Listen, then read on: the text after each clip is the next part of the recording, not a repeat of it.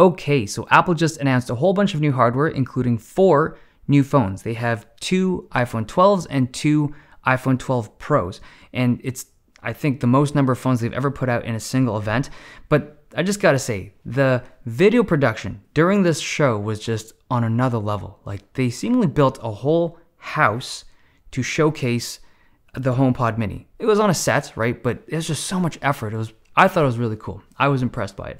Okay, onto these phones. So it seems like the bulk of the upgrades this year are for the iPhone 12 and the iPhone 12 mini, the kind of mid-range phones from Apple. And it's nice to see, because if you look at the iPhone 11, this is their current mid-range phone. This is the #1 selling phone in the world. I think they sold 37 million units of these things in the first half of this year.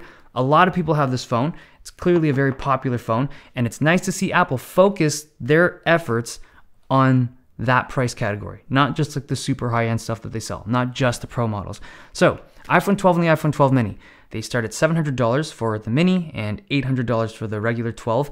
It's a new design, new shape, new colors, and the 12, like the regular 12, is thinner, smaller, and lighter than the existing iPhone 11. It's just a smaller package in a new type of form factor. But the biggest upgrade, the most important upgrade that we're seeing this year is finally an OLED screen on these mid-rangers. So we have OLED displays that are brighter with higher contrast ratios, better colors, and higher resolution than what was on the iPhone 11. These OLED displays are going to be in both the iPhone 12 as well as the iPhone 12 mini. And I think because of these screens, most people will be really satisfied with this kind of mid-tier, mid-range phone from Apple. Like, that was one of the issues with the iPhone 11, right? It was a great phone, a lot of stuff they did right on it, but because there was such a big discrepancy between the screens between the 11 and the 11 Pro, it was tough for people to make that decision, right? Like, people want that better screen because you're just looking at it all the time.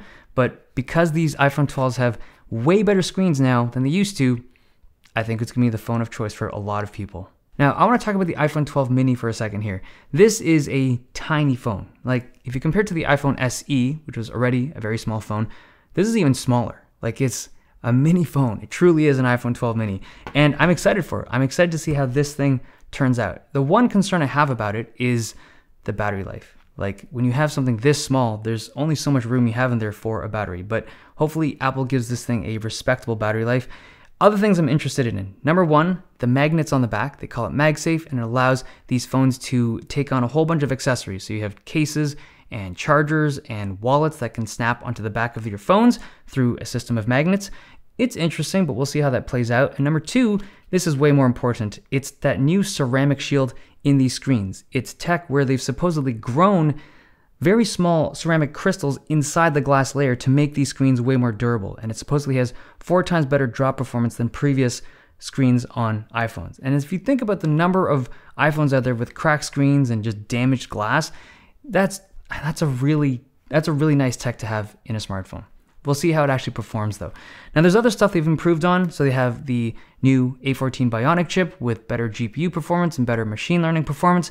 And they also have a new upgraded camera systems. It's still got 2 lenses, but the ultra wide now supports low light photos, which is nice to see. And the software, I'm sure, has been improved across the whole camera system. Now onto the iPhone 12 Pro and the iPhone 12 Pro Max.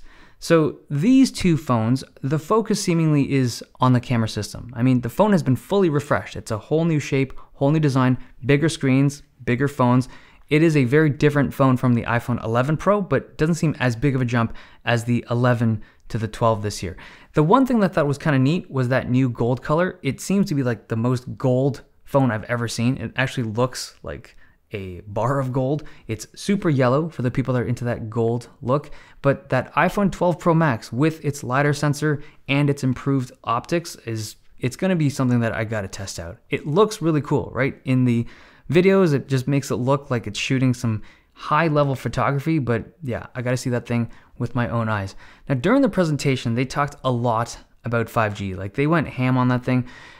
It seems a little like over the top, but at the same time, I get it. Like, people that are buying these phones, they don't just buy them year on year, right? If you're picking up one of these phones, chances are it's going to last several years.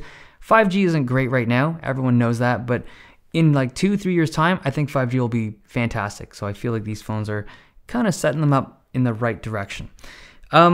Other things I want to talk about, they did not mention 120Hz screens at all. It's something that you and I probably picked up on because we're tech enthusiasts, we care about this stuff, but I think the vast majority of this world does not care at all about high refresh screens. So we'll just have to keep waiting. Now, the charger. This was something that, you know, there were rumors in the summer that Apple wouldn't include chargers in their box. And I remember thinking that it was strange, right? And I was like, oh, that's a little bit unfortunate. But seeing that presentation, the way that they address it, right? By not having a charger, we can make our boxes smaller, and we're removing the equivalent of like 500,000 cars off the road. If you think of the environmental impact that 450,000 cars have on the planet every year, it is massive. Like, I don't know if the math really checks out, but if that's for real, and Apple's removal of these charge bricks and earbuds have, you know, that type of impact, I'm all for it. Clearly, there's going to be people that are bothered by it and upset by it because, you know, you're missing some pretty useful accessories, but that's a lot of cars off the road from this move. Okay, what do you guys think? What do you think of these phones? What do you think of the event? Let me know. Hope you guys enjoyed this video. Thumbs if you liked it, subs if you loved it. See you guys next time.